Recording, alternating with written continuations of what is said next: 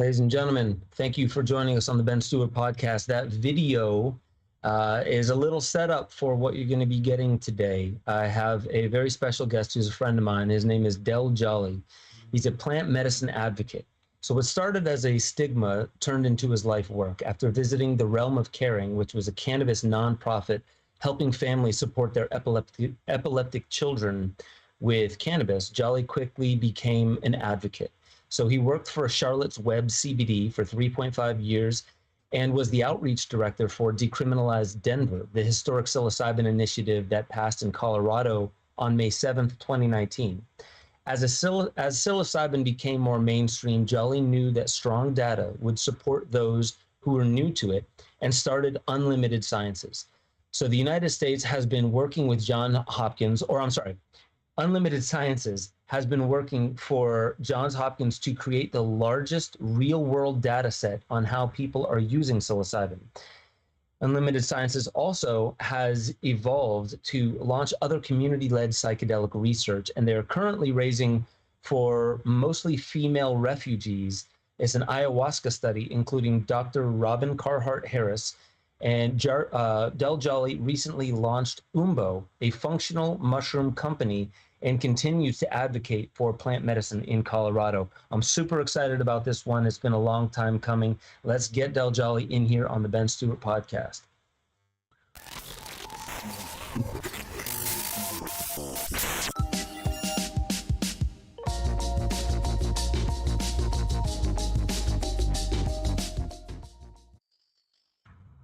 Uh-oh. Oh, no. A second here. We are back, even if you can only see Gordo over here. There's my arm. You want to just go to me real quick, or will that just start the problem back over again? One sec. You can.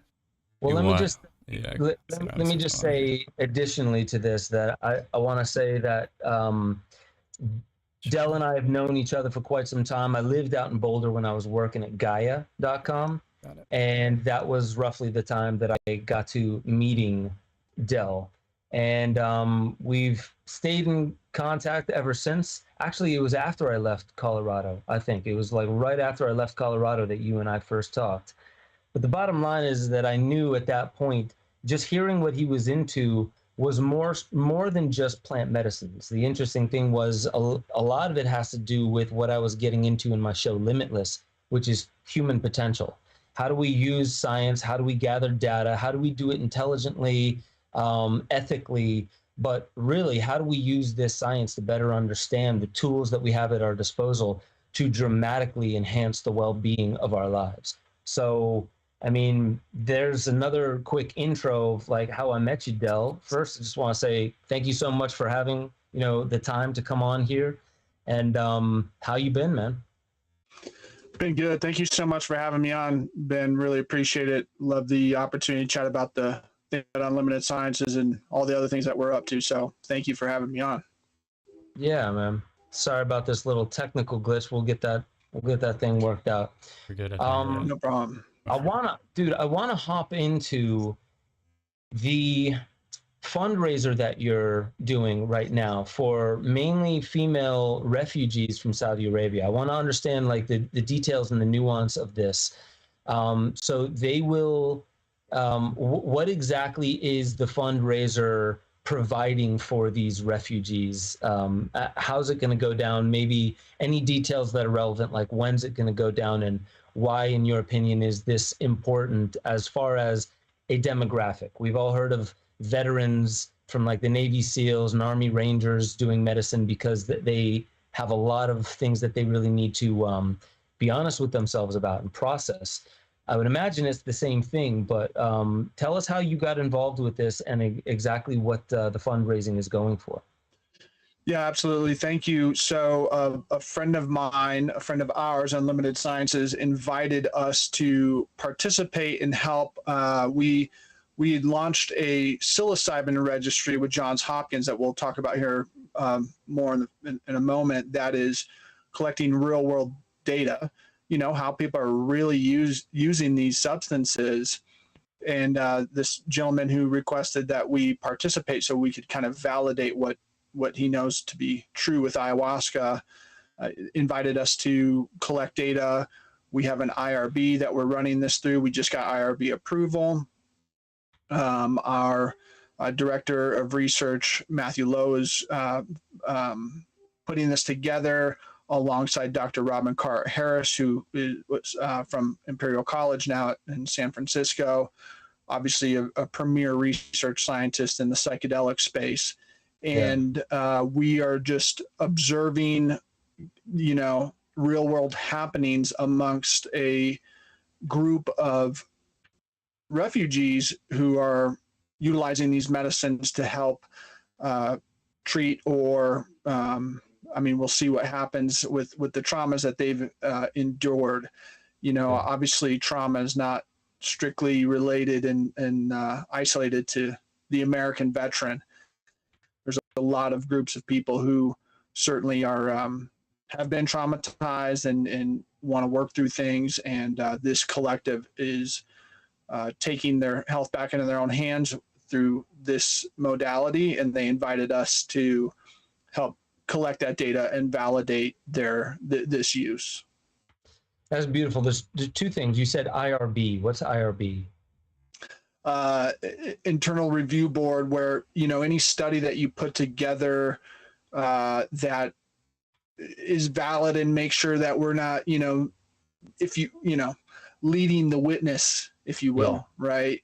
We've got to make sure we're doing things as ethically as possible so we could then publish them. So we go through those processes because we want to validate community use, and the only way you could do it, it's the difference between someone saying, "Hey, I had a really transformative experience. You should try ayahuasca." Well, we could say that as well as back it up with an IRB reviewed study that's got data that is recognized by the powers to be, if you will. Yeah.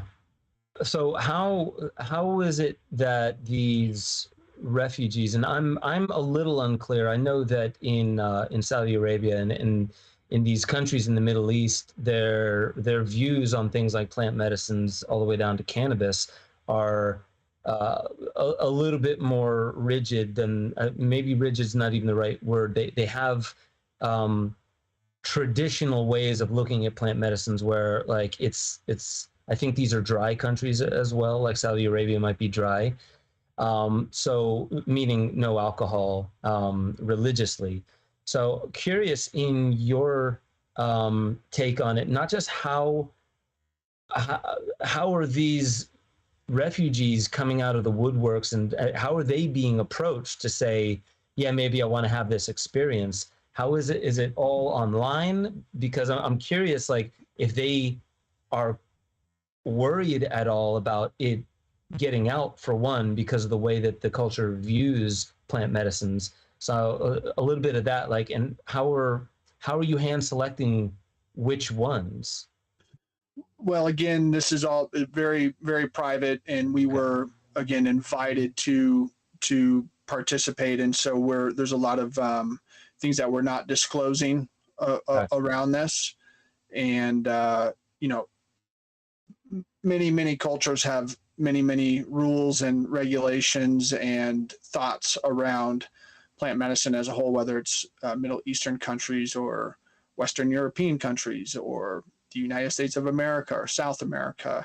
And so this was put together, and in a very hush-hush way, we were invited to again observe and kind of let things happen as scientists need to, and see what unfolds. So can't really dive way too into that, to be honest. But it's a really sensitive subject for not only those who are participating, but a lot of parties involved and elsewhere. So understood. I'm really looking forward to this. I want to make sure that we land on the pertinent information right away, and then we'll remind people later.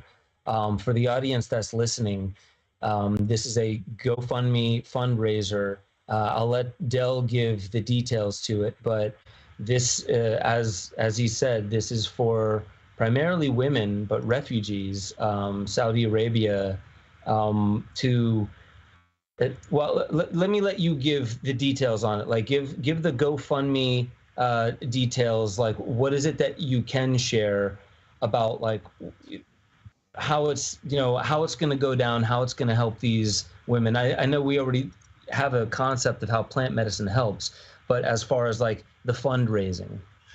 Sure, and we're asking people, if you can contribute financially, to share, right? I know sometimes it's hard to donate, but everybody could share. There's no, if these are important to you and you're quote unquote out about this, then please just share this with your network, because maybe they will be able to support. So I just want to state that first and foremost. But we're trying to make this incredibly attainable to accomplish, and $50,000 in the grand scheme of things, I think we're about $52,000. This is our bare minimum cost. This covers the IRB, this covers the retreat, this covers the participants, this covers the whole encompassing study of about 20, I'll say 20 to 25 people who are joining.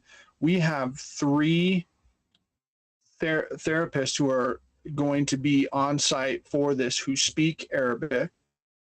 This is very well thought out, in the sense that, again, us being invited, the person who's put this together knows how powerful these things are, especially when you're working with a population who's dealt with such trauma that some of the people who are involved with this have.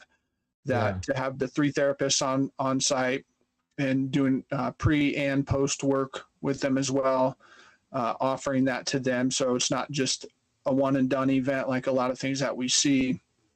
And so the $50,000+ will go towards this experience, the involvement before and after as well. And again, it's roughly about 20-25 folks who will be participating. But I think the biggest and most important thing that we have here is an opportunity to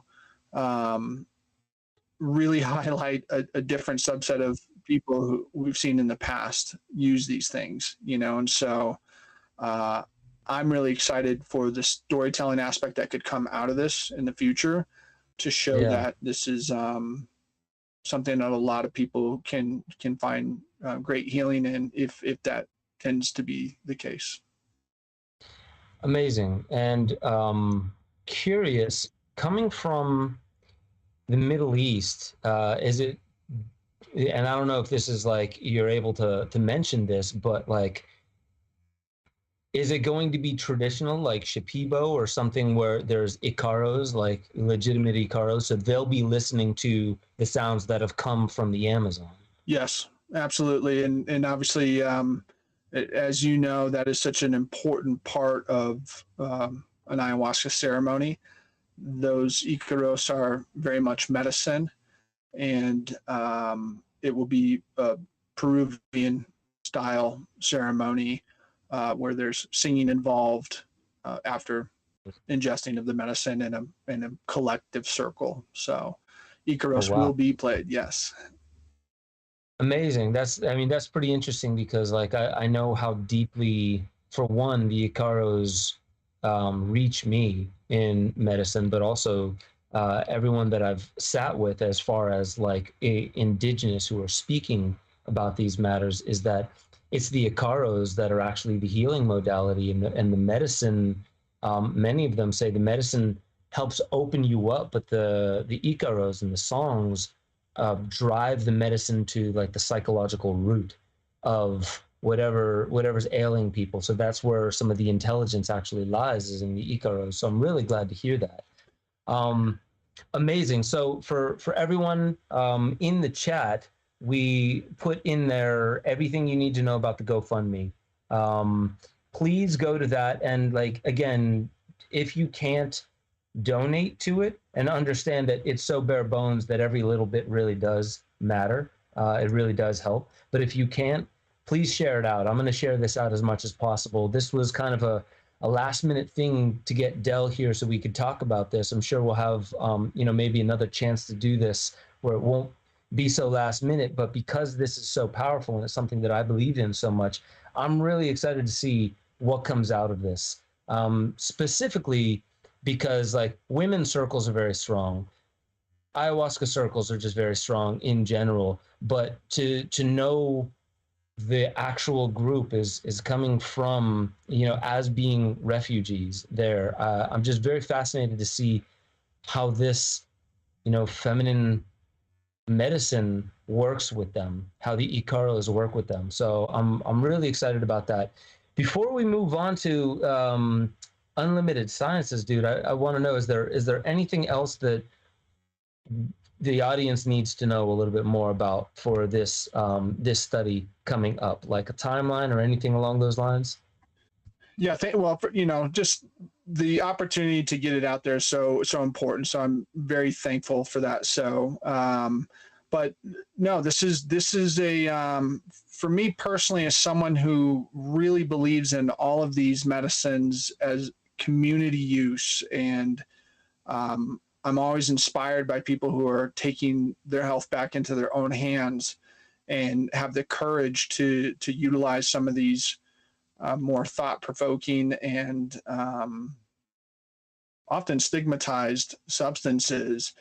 It's really empowering, and I appreciate the opportunity to see this happen and see it through. And now we're gonna try to accomplish this here in July, and after that, depending on how the people who are putting it together want to come forth with it, that's on them. We're here to support that collective, and what's most important is the healing of the people who are going. It's not about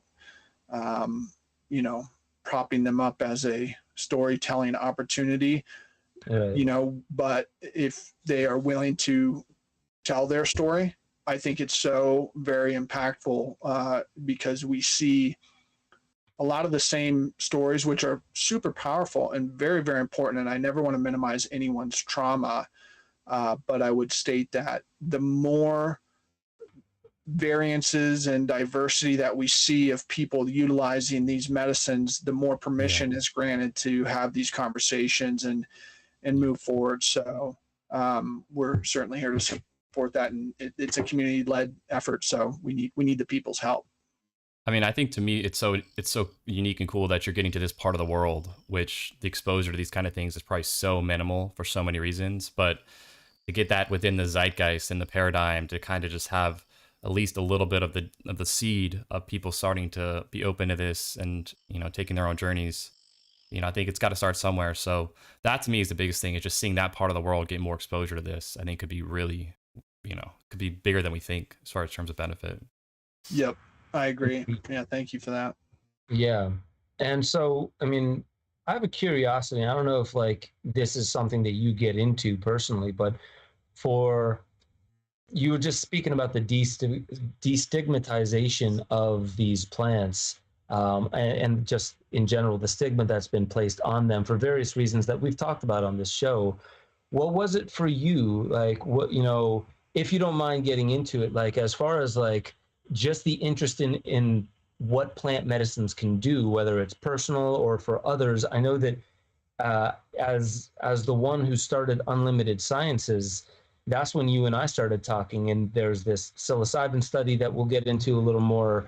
What did you have a certain way of looking at it that was informed by the stigma, and then something happened that made you turn the corner on that? Yeah, absolutely. 100%. I was very much against cannabis about 8 years ago, just kind of bought into the narrative that was constantly fed to me, weed is for losers or whatever. And, just kind of didn't have a real understanding. I just bought into the lies. Right. And so I bought a property that you've been to here in Longmont. I have some, apple trees, and was getting back into gardening. I always liked gardening, and was getting into food. And I actually read Michael Pollan's book, The Omnivore's Dilemma, not How to Change Your Mind, The Omnivore's Dilemma. I was just thinking about, man, our food systems are so jacked up, and the idea of spending 25 cents for a peach or whatever. There's not a single peach on my one peach tree I would sell to anybody for less than, $50, because, there's only like 6 of them every year. So so anyway, someone said to me, man, you really kind of talk a lot of shit about weed, but you're so all about this food. Why don't you see that the same way as marijuana, as medicine, I thought, oh, wow, okay. And then so I kind of started diving into it a little bit, and I saw a documentary called The Culture High. And I saw kids having seizures. I'm a libertarian, and the idea of a government telling me that I can't use a very safe plant to help my kids with seizures, that's where I drew the line, right? And now I've evolved to real libertarian ideas, which are, at the end of the day, just mind your own business, be safe and mind your own business and keep people safe.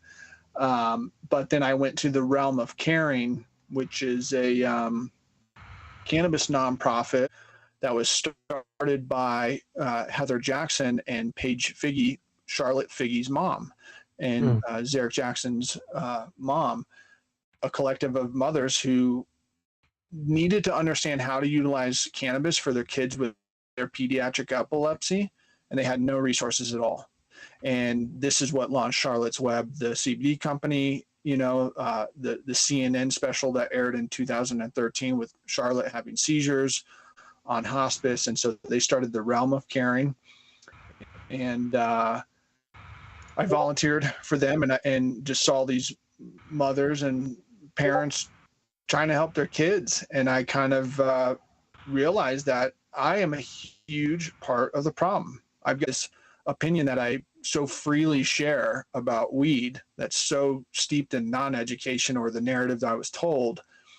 And then so I said, I need to participate in this. And, it's kind of atonement for my sins of being a fool and spouting off falsehoods, right? So there in Colorado Springs, I'm in Longmont. So Heather Jackson said, well, you should work for Charlotte's Web. And she hooked me up with some people there, and I got a job working for Charlotte's Web CBD and the advocacy side of that. Started there in 2016. And that absolutely changed my perspective on cannabis. And then a few things that maybe we'll dive into kind of led to me just dedicating everything in my whole life to plant medicine. That's amazing. So then from there, like, that was a focus on that one specific plant. When did Unlimited Sciences come into the fold, and did Unlimited Sciences start as something that was, interested in, or did you know that plant medicines were going to come into the fold there? In about a year after I started working for Charlotte's Web, I had a psychedelic trip with 5-MeO DMT, and wow. I was invited to a circle. I just, something was not right, if you will, in my soul. I didn't know what it was, and I talked about, okay, maybe I'll do psilocybin again. Maybe I need to drop in and try that, because I'd done it when I was 18 years old and really didn't have, life transforming experiences like I'm hearing about now. Got invited to a toad ceremony. So I said, okay, I'll go to that. Didn't know what I was getting into. And the moment it happened on November 11th, 2017, that's the date. That was the rebirth for me personally. And I just knew the thing I'd been searching for 35 years was that. That's what it was. And all it was a deep knowing of myself and the truth behind what we truly are. And so that really gave me a lot of relief and a lot of responsibility. And that was end of 2017.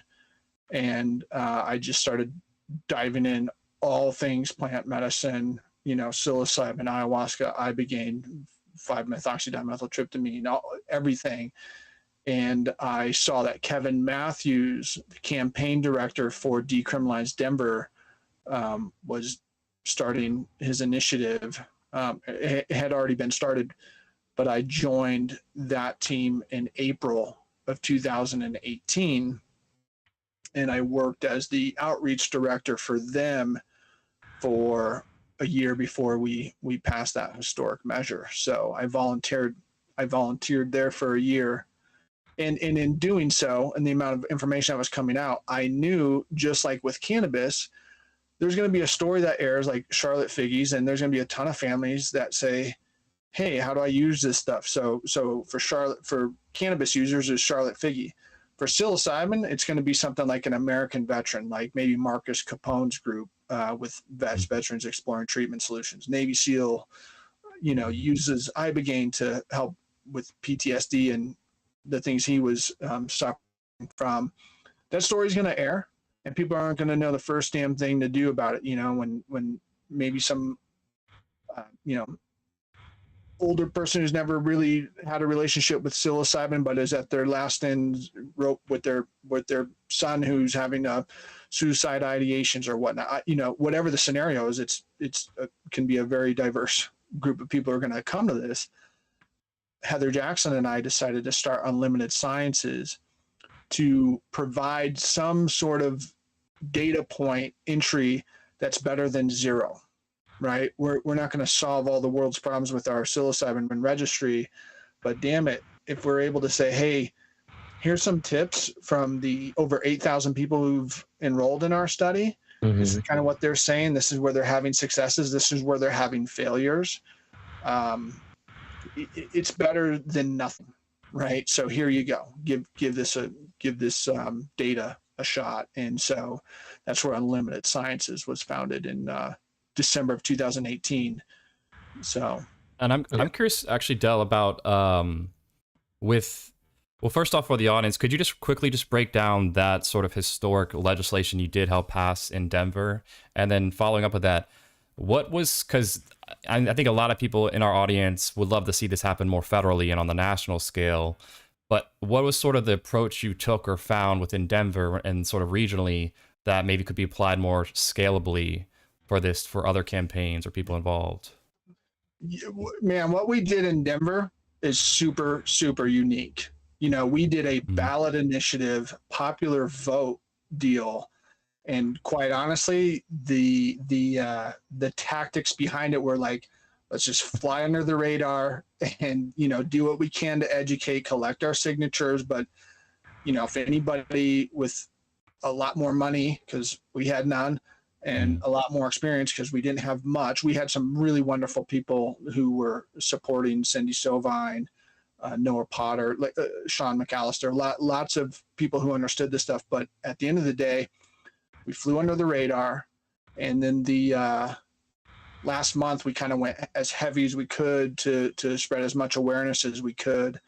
And for instance, I reached out to every influential person I knew and said, hey, repost our poster and, directed towards people in Denver. Ben, you're one of them. I said, hey, man, send this out. And I know you did it. I had actually reached out to Duncan Trussell, who we'd done some stuff with. And I said, hey, man, here's our poster. Would you mind sharing this? So, yeah, absolutely. No problem. So Duncan Trussell posted it. And then Kevin Matthews called me like a few hours later or whatnot and said, hey, dude, check out Instagram, check this out. And Joe Rogan reposted Duncan Trussell's they're like best friends. So image of the poster. Nice. And we won that election by 1,970 votes, I think is what it was. Okay. Wow. I was at the watch party that evening with my family, and the polling data was coming in. I'm like, man, you know what? We did a good job. We worked our ass off, and we're going to lose this one, but damn it, we took it pretty far. My goal was, hey, if we just get on the ballot, that's huge, right? That's all I want. And, maybe Oakland will do it next month, right? Mm-hmm. Because then Oakland decriminalized all entheogens about a month or two later. But then they didn't call it. They didn't know it was up. And the next day, I was on the phone with Kevin. I don't know if I was there. And he's like, hey, let me call you back. And called me a while later and was like, dude, we won. We won this thing. Holy shit. no shit, so we didn't find out till like May 8th, but so that's kind of how that had gone down. And as a popular vote ballot initiative, when you talk about what can people do, how do we as citizens take the power in our own hands, that popular vote, I don't know if that ship has sailed. I don't think it has, because we've seen Oregon now do it statewide. DC, Washington DC did it as a ballot initiative, and they won by like 71% of the people voted for it. So a huge majority went for it. Wow. And then, but the most simple, easiest way to change this in your city locally is the Decrim Denver, or I'm sorry, Decrim Nature movement. Decrim Nature, the folks who did it in Oakland, Carlos Plazola, Larry Norris, these guys have dialed this in and are empowering the people to take this into their own hands. And there's no excuse. Like the whole, oh man, I'm going to move to Denver. No, don't move to Denver. Stay home. Do this on your own in your own damn city, because all you got to do is talk to 4 to 6 city council members, give or take, who knows, and convince them and start talking to them and start telling them, this is what your constituents believe in. You guys, the 6 of you, if it's 6 people on the stage, here's some data. Unlimited Sciences, by the way, will provide anybody here, any of your audience, with whatever data they need that we can provide to them to help city council members make informed decisions. That's what we exist to do. But I'm curious too. Take this in your own hands. Yeah, no, that's beautiful. I mean, that's true, like grassroots, people-powered change, which is, I mean, no matter if you're left or right, I think populism is extremely, like, that's what a lot of people are about right now. So, you can make this not even a political thing, really, but that's kind of also, I was curious, how did you kind of approach people that seemed not necessarily even like hostile towards it, but were just kind of like neutral? Were there certain like ways you would say, just somebody on the street, just like trying to gain interest to get sort of them to want to, be a part of passing the vote and help? Were there any little like, what did you have any, I guess, just like for people when they want to talk about this with friends or family in a sensitive way, did you find any approaches to kind of get them to let down their guard at all? Well, for me personally, I always say it's my goal isn't to convince you to vote for this stuff. This isn't for you. Totally cool. It doesn't have to be. I think about, 30 minutes of deep exploration will kind of show you like, oh, wow, this is actually a real medicine. But hey, if it's not for you, I get it. But at the end of the day, when you're in that booth by yourself and it's just you don't have to vote against this. You don't have to take this option out of other people's hands. Very much like, it's a little sophomoric or whatever, but the whole,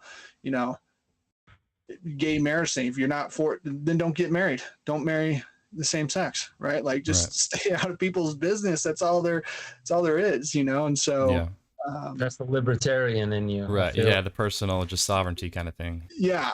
So, but, that being said, I think that when you do what we're trying to do with Johns Hopkins, if I'm able to go to someone and say, hey, this isn't me trying to tell you to use psilocybin. This is me entering into a, contractual study with Johns Hopkins University, and we are going to collect IRB approved data on how people are utilizing this stuff.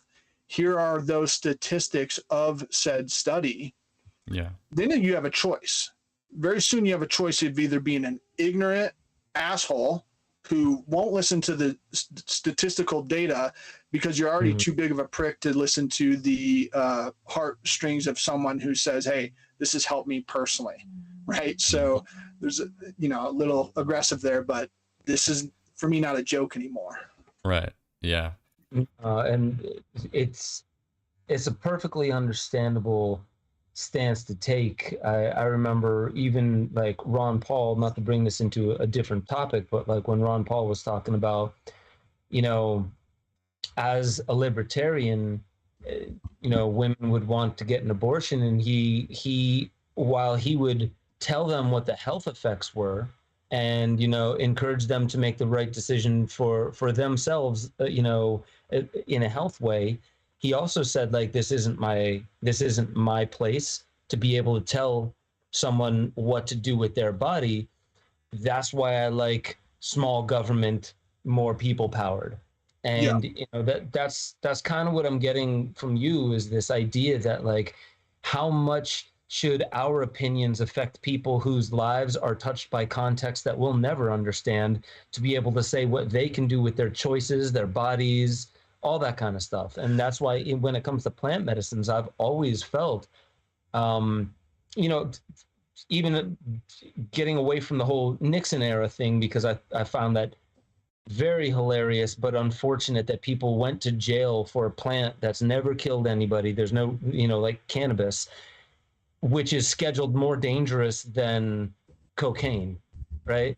Like, it's a gateway drug to something less dangerous called cocaine. Like, this is obviously driven by money and agenda more than it is common sense. So I really appreciate the way that you even bring it up there. There has to be some emotion to it because it's real. It's definitely, like, it's more legitimate to hear the authenticity coming out there as well.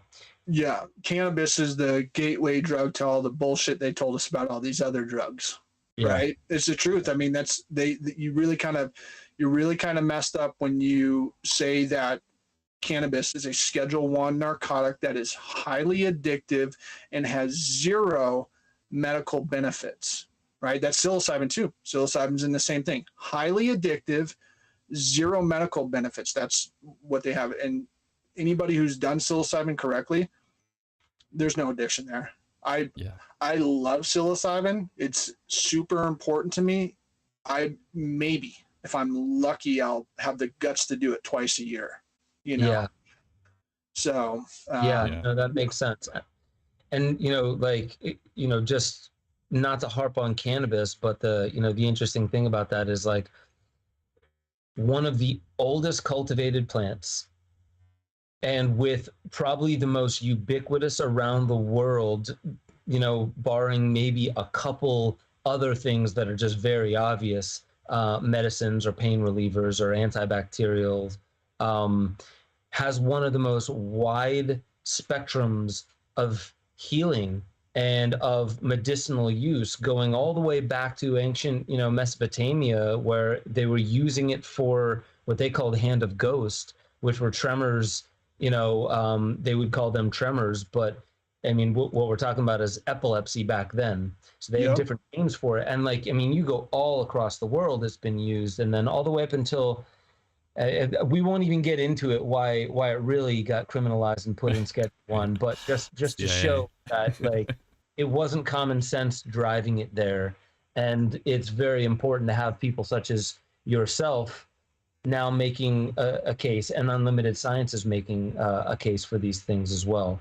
So I want to move to, you and I connected when it was Unlimited Sciences. We talked quite a bit. Nothing really happened, but then, like, we met up in Colorado. You introduced me to Rashad Evans, which was awesome. Then Rashad and I got the chance. I got to bring him on to the last season of Psychedelica, thanks to you. Then I got to meet Jake Plummer, and it turns out those two cats, as well as yourself, launched Umbo, functional mushroom brand, which I've taken. For one, the bars are incredible. And no, I'm not sponsored by this. I'm legitimately saying that these bars are incredible, and they're functional mushroom bars.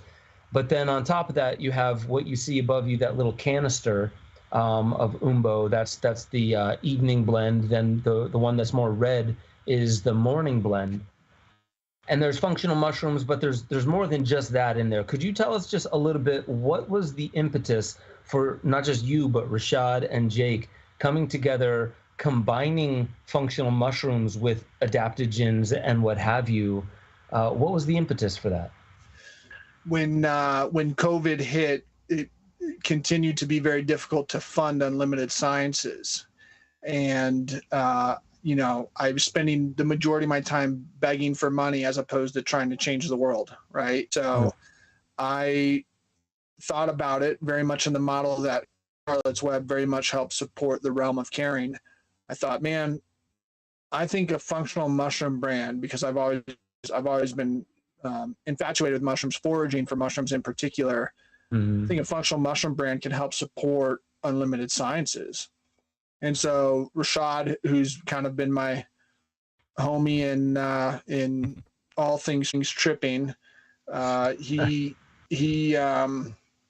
very much an advocate. Obviously, that stance when you talk about changing minds, Gordo, you know, like, hey, how do you change people's minds? You got someone like Rashad Evans, who is a finely tuned machine, light heavyweight champion of the world, who's very well respected, isn't your typical hippie, you know. He speaks to these things a lot different. And so I talked to Rashad and said, hey man, what do you think about this?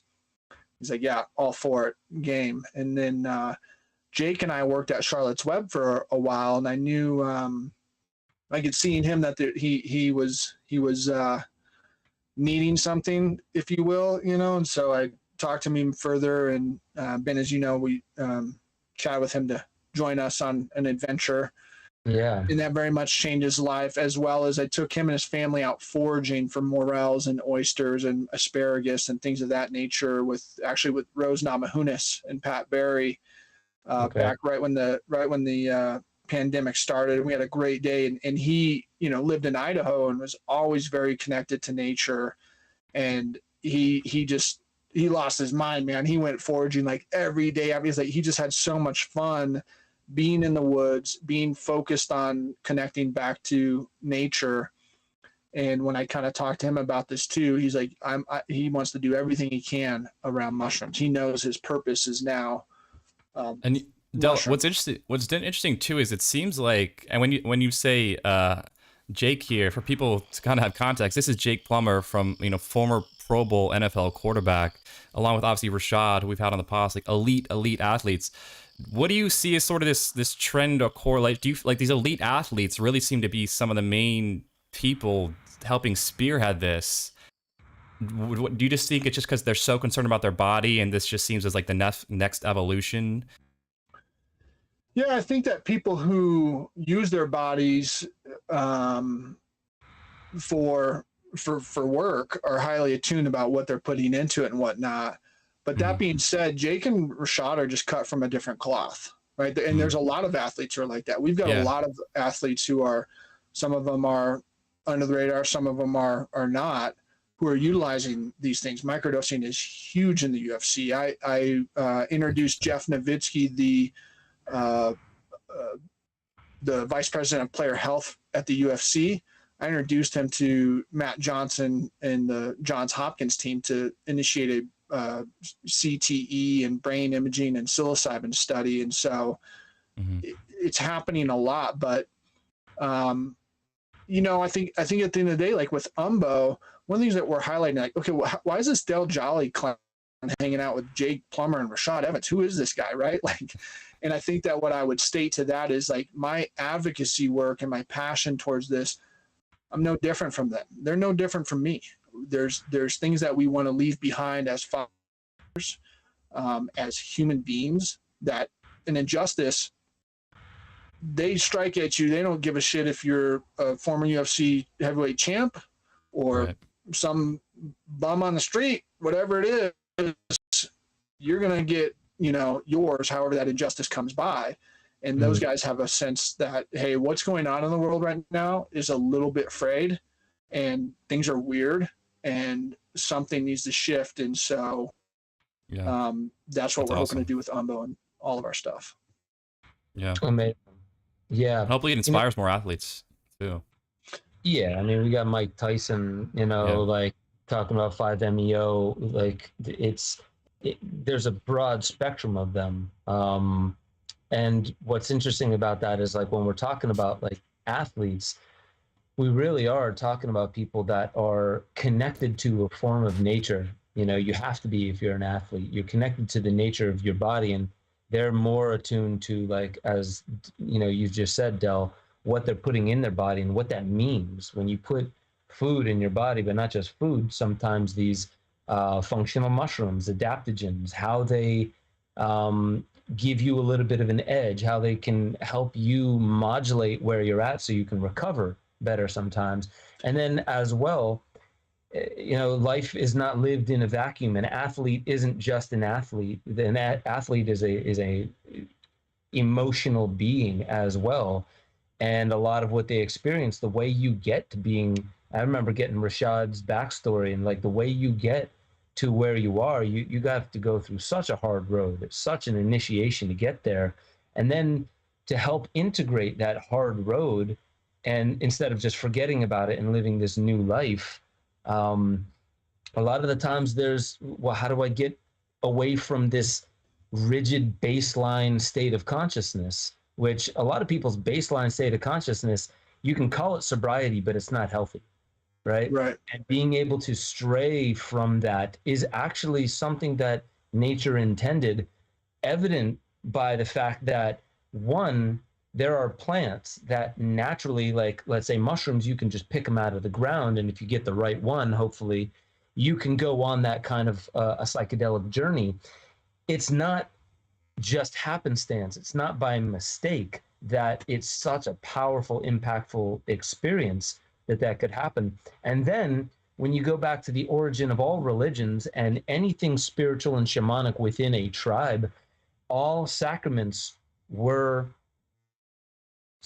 like mind-opening, possibly psychedelic, if not psychedelic, then psychotropic experiences, ways of like breaking from the rigidity of baseline state.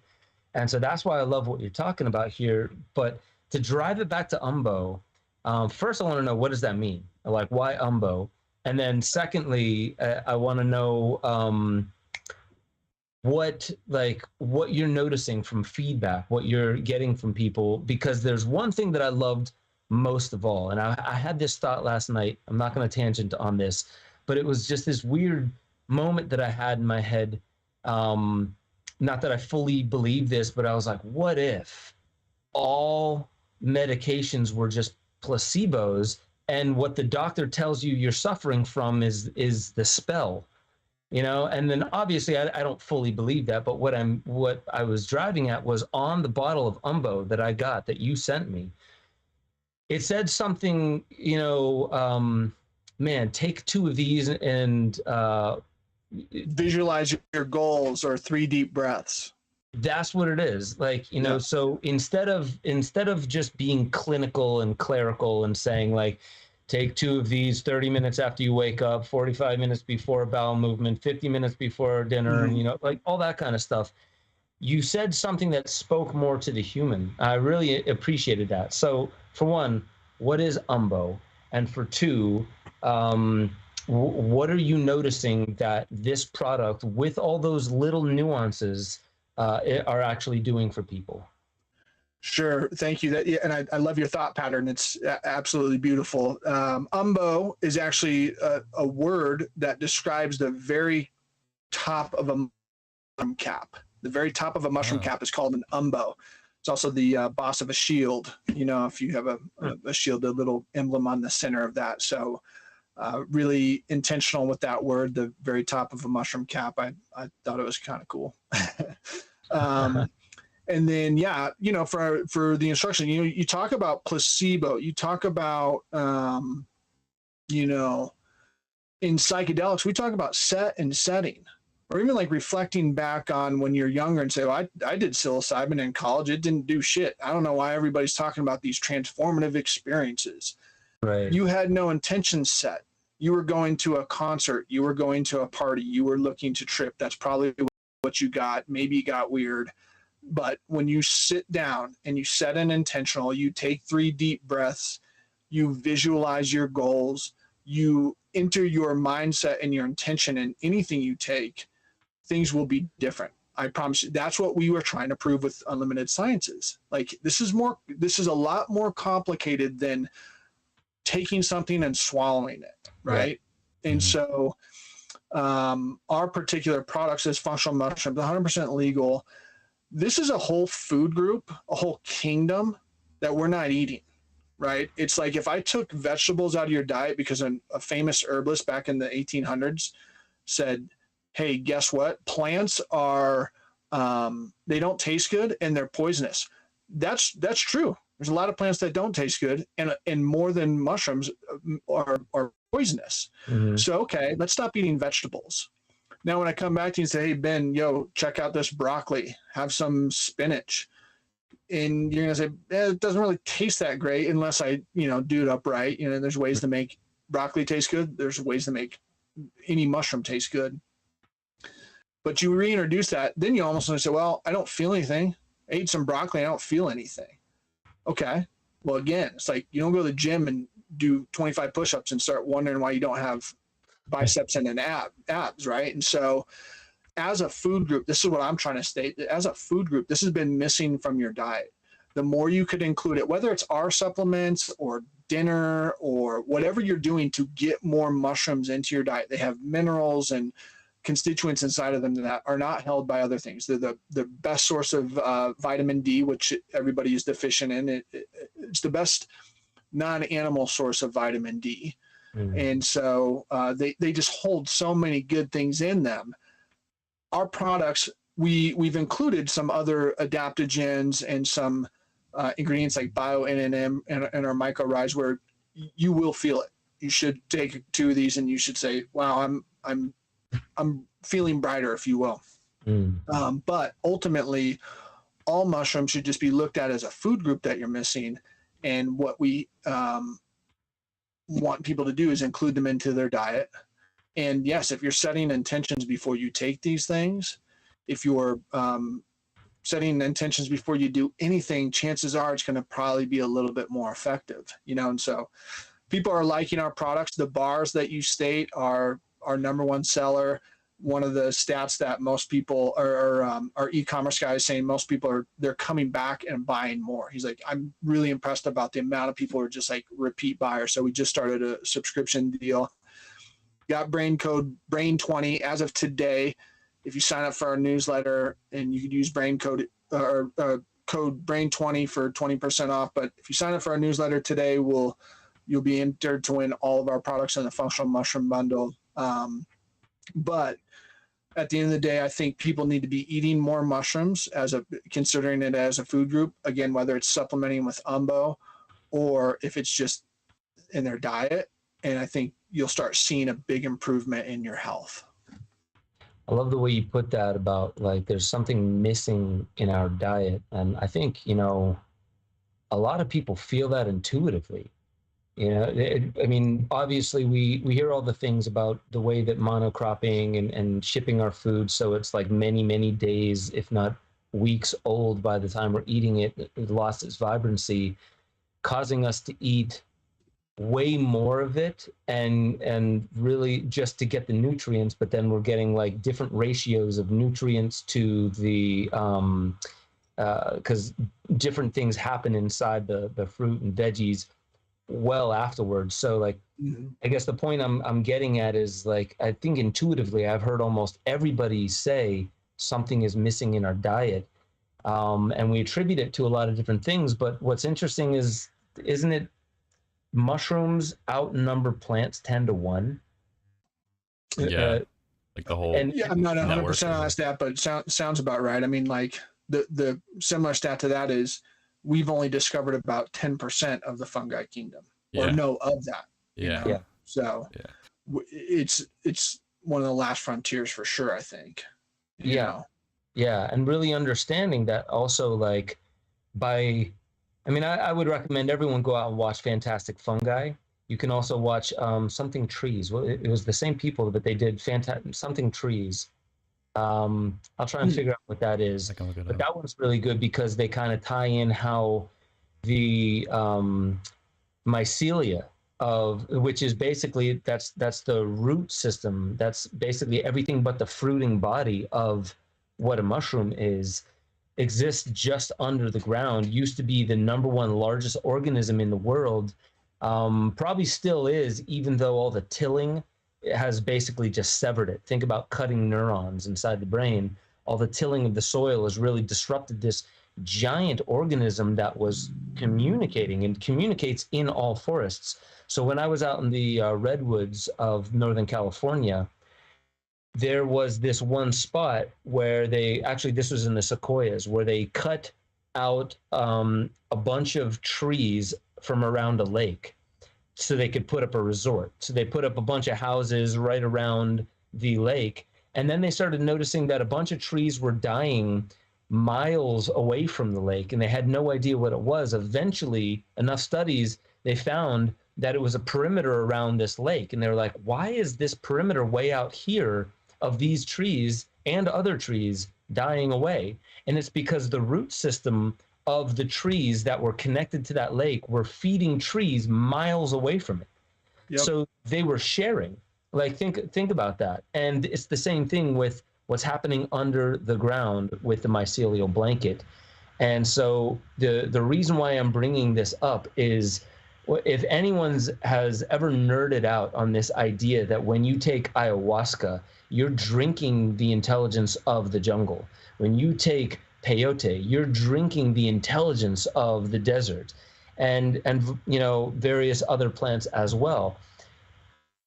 Plants and mushrooms aren't the same thing. They're actually different. And in fact, if you take a look at our understanding of where all life came from, mushrooms were here first and before plant life. So there's this eating of or ingesting this being, this intelligence that's been here far longer than longer than plants, and also something that, science has only identified roughly 10% of. So you're literally engaging with the mysteries of life, and you don't have to be a mystic to even understand how profound that is. The science even supports. We know very little, but what we do know about the mushrooms that we are coming to understand is that there's so much more to explore here. So the last question that I want to ask here, specifically about Umbo, is: are there any like stories or testimonials that you've gotten from, let's say, athletes or somebody who has, suffered with not being able to get to sleep at night or waking up with lethargy? Are there any of these kinds of testimonials that you've gotten from Umbo? Yeah, so we're fairly new. We launched in March, so still growing the business or whatnot. I would state that Rashad, in his recent comeback, he stated that he was asking me constantly to send him the Myco Rise formula for his training. Mm-hmm. Rashad actually, and he probably went into this on your podcast when he was with you, went vegan in my yard via a psilocybin trip, which I remember it clearly. Because I thought, yeah, okay, whatever, we'll see, because he said that the mushrooms told him, why would you eat dead meat? Why would you put something that's dead inside your body? And so he went vegan right then and there, and like never ate meat again, and or hasn't since. And what I'm getting at is that he had to replace things in his diet big time, right? And so introducing mushrooms into his diet has been something, a bit of a challenge, in the sense that, you've got to be a pretty good chef to make mushrooms good. Lion's mane is pretty easy to work with, but ultimately not everybody's cooking up mushrooms every day. And so he's a huge fan of cordyceps in particular.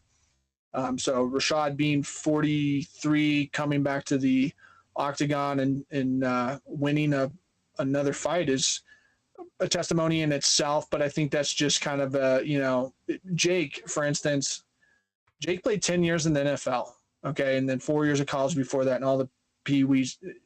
That dude the other day, he has a mushroom farm now that he's growing mushrooms and whatnot.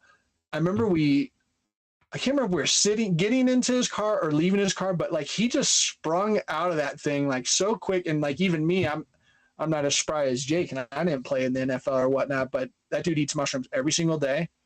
And he's 47 years old. And I would be surprised if there's very many, 30-year-olds who can hang with this dude. He's just a ball of energy, loving life, feeling good, springing around, and he attributes it to mushrooms. So whether it's our supplements or not. I don't know. I'm not here to say some bullshit like, oh, this is the best, it's gonna whatever, but all I would say is that we do provide 2% of our proceeds back to Unlimited Sciences, and we do what we can as a team with some level of credibility to talk about Unlimited Sciences. So hey, if you're going to buy mushroom supplements, buy it from an organization that's going to give back to causes that you believe in, that were started for causes that you believe in. And we use the whole fruiting body organic mushrooms, so not just mycelium biomass. That's a whole other podcast or whatever. But if you're using mushroom supplements or want mushroom supplements and want to do it with a company that's trying to do the right thing, I'd say Umbo's a pretty good start there. So.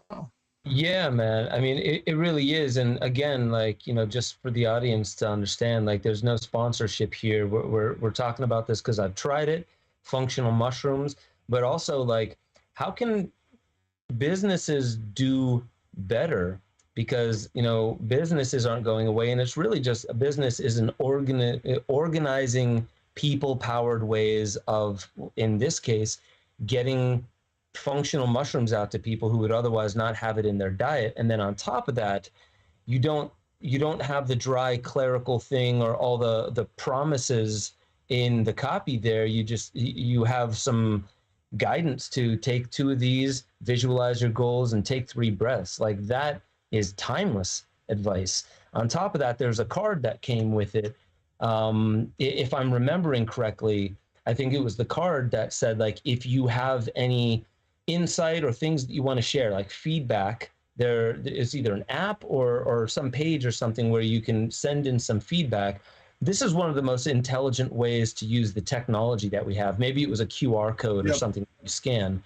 So, what it really is like, as you're doing this based upon a hunch, but also very much so science with these mushrooms and the combinations of them, you're giving people timeless advice on how to be in the right set and setting for anything that you ingest, whether it's, altering your mind, or even just on a subtle level, opening you up to the adaptogens in it, whatever it is, that's timeless advice. And then you can give your feedback.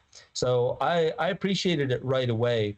And I'm going to say it one more time, just because now I'm reminded that I want to get more of those Umbo bars, that they really were, no bullshitting, they really were extremely tasty. The only thing that I could find that I would improve was when I opened it, some of the sunflower seeds fell all over the place. Sunflower seeds would fall out. And to me, that was just like, okay, I won't do it in the car. But but then we got a rule at the jiu-jitsu gym: you can't eat those on the mats because they're a freaking mess. So who ate the Umbo bar? We put some fresh honey on the bottom of those to kind of collect those a bit. But quite honestly, I'm like trying to think of campaigns of like, how do you also tie this into like maybe a little dust buster or something, like where this is part of the thing, But yeah, I mean, that is one thing I'll say. Working with Jake and Rashad are not doing this for the money. They are not doing it because of anything, but they believe in Unlimited Sciences, and they believe in functional mushrooms, and they wouldn't put their name on anything that's garbage. And that was kind of the deal with the bar. We had another company we're kind of looking to do this with, and I realized, like, all those bars they sent me, great ingredients, all that stuff, they're still in my cabinet because I don't eat them because they don't taste good. They're just like the entire bar set. You find what you could tolerate as opposed to what you crave. Yeah. These bars are good, and I will go hands down saying that there's not a bar that's going to taste better. It's the perfect amount of sweet and savory. We do have a dairy-free bar, Ben, that I'll see if I can snag you one when you come out here. That is, I would say, is twice as good. And I'm not a dairy-free guy or whatever, but this is just, it's bomb. So I am a huge fan of our bars. I'll say that. Yeah, man, dude, I'm excited about that. And yeah, so I will be out there in Colorado, and that's next weekend. That's coming up. I'm excited to see you again. Rashad, Jake will also be there.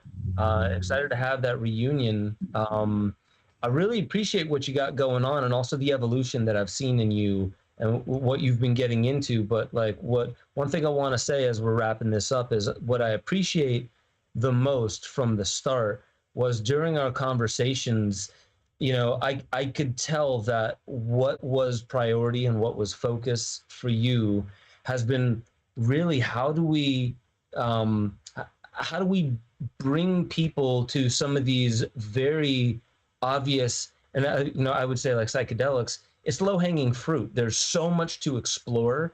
It's already being looked at, but what you're doing is I would say the smartest thing on top of that, and that is with this nonprofit Unlimited Science is really intelligently gathering the data in a way that will be credible to all the hoops, or the whatever you said, the hoops that you have to jump through in order to get something like psychedelics out on the market in safe, effective ways. And that's really, I would say, the one thing that's still kind of lacking. And with with a lot of the IPOs that I'm noticing around psychedelics, I don't really have to knock any of them, because I'm sure some of them are really intentionally doing this for